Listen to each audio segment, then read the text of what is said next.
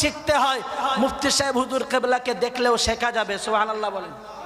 আবার কেউ বলবে বাপ দাদার গুণগান করছে, আর আমি কি বলেছি আমার আব্বা কি দাদা পীর? বলেছি একবারও? যে মানুষটা মারা গেছে এটাই তার জ্বলন্ত কারামত, যে তিনি পৃথিবীতে বেঁচে না থাকতেও আল্লাহ এত মানুষের সমাগম করিয়ে দিয়েছেন, সুবহানাল্লাহ বলেন। রাসূলুল্লাহ সাল্লাল্লাহু আলাইহি ওয়াসাল্লামকে তোমরা ভালোবাসো, সুবহানাল্লাহ বলেন। আর একটু চিল্লিয়ে বলেন। প্রিয় ভাইরা আমার, মনে রেখে দেওয়া দরকার, পৃথিবীর মাটিতে আল্লাহ যাদের দ্বারাতে দ্বীনের কাজ নেন, যাদের দ্বারাতে আল্লাহ যাদেরকে দ্বীনের সৈনিক বানান, তাদের বৈশিষ্ট্য কয়টা বলেছি? জোর করে বলেন। ছয়টি বৈশিষ্ট্য। আপনি মিলিয়ে নেন। আজ এইখানটাতে বসবার যোগ্যতা আমার নাই, এরপরেও বসেছি যখন, সেই বয়স্ক বৃদ্ধ মানুষটা এই ডান পাশে এই জায়গাটাতে বসে থাকতেন। বারে বারে যখন এই দাঁড়িয়ে থাকতাম, প্রয়োজন হলে ডাকতেন। আজকে এই জায়গাটা শূন্য হয়েছে, এরপরেও মনে রেখে দেওয়া দরকার, তার ভিতরের বৈশিষ্ট্য ছিল এটাই, তিনি আল্লাহ পাকের দ্বীনকে মুহাব্বত করেছেন। দ্বীনের ব্যাপারে যারা পৃথিবীর মাটিতে দ্বীনকে জিন্দা করবার চেষ্টা করেছেন, আল্লাহ হাফেজ শামসুর রহমান সাহেব পয়সা না থাকতে পারে, টাকা না থাকতে পারে, তার গায়ে ছেঁড়া বস্ত্র থাকতে পারে, পৃথিবীর যত নেতা আর মন্ত্রী টাকাওয়ালা ব্যক্তি থাক, শামসুর রহমান সাহেবের কাছে অত সম্মান পায়নি যতটা দ্বীনের মুহাব্বতকারীরা পেয়েছে। এটা হলো কোরআন শরীফের ওলামা যারা দ্বীনের সৈনিক হবে তাদের বৈশিষ্ট্য।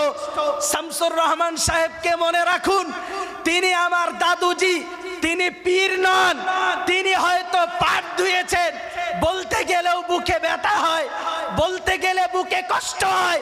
সেই মানুষটি অর্থ না থাকবার পরেও যে কাজ তিনি পৃথিবীতে করে রেখে গেছেন, দ্বীনের জন্য যে কাজ তিনি এই ময়দানে মানুষের মাঝে রেখে গেছেন, সেটা পৃথিবীর মাটিতে এক জ্বলন্ত দৃষ্টান্ত। জোরে বলুন ঠিক কিনা? আর একটু চিল্লিয়ে বলেন। অল ইন্ডিয়া সুন্নাতুল জামাত আজকে যে বুক চিতিয়ে দাঁড়িয়ে আছে, মনে রেখে দেওয়া দরকার, যারাই আমরা আজকে সমাজের মাটিতে প্রতিষ্ঠিত, টাকা শামসুর রহমান সাহেব হুজুরের না থাকলেও ইমানি বল ছিল সবার চাইতে বেশি, সুবহানাল্লাহ বলেন।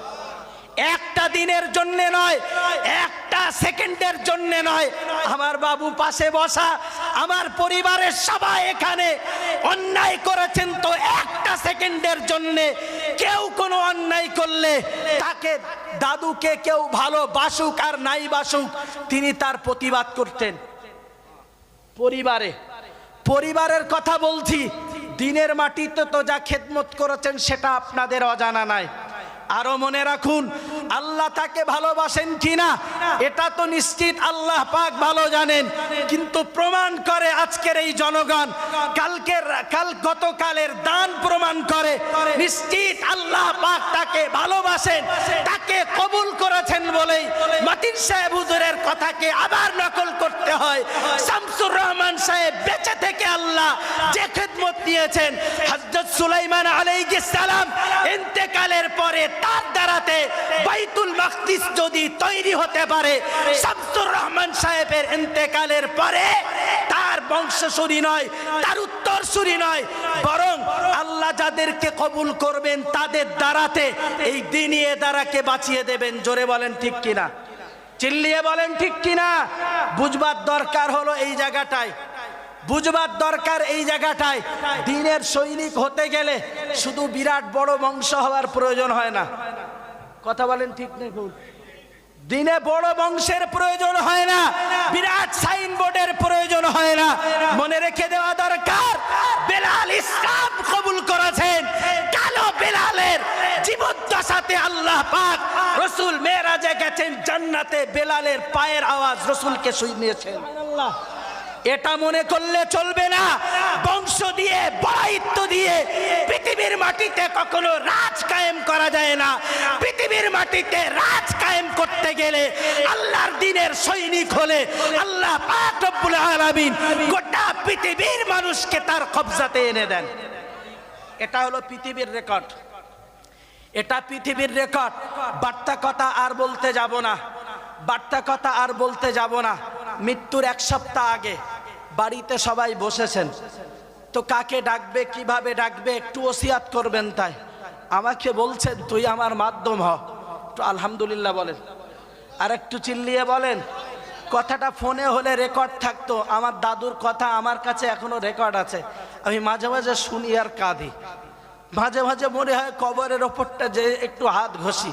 অন্য কোনো কারণ এই কথাগুলো বলবার উদ্দেশ্য হলো, এই কথাগুলি বলবার উদ্দেশ্য হলো তিনি আমাদেরকে এমন করে রেখে যাননি যে ইন্তেকালের পরে তার জন্যে দোয়া করতে পারবো না, এমনটা করে রেখে যাননি, এমনটা করে রেখে যাননি। তামাম জীবন ধরে আমরা বড় হয়ে পর্যন্ত দেখেছি।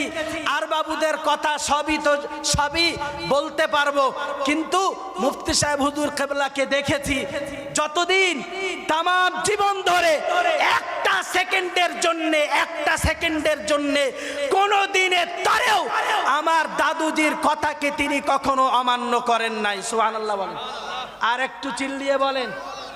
আমার প্রচন্ড অসুস্থ, আমি বলবার উদ্দেশ্য এটাই। এর ভিতরেও রয়েছে ইসলামী আদর্শের যারা হয় পিতার আনুগত্য। যদি বলছিলাম তিনি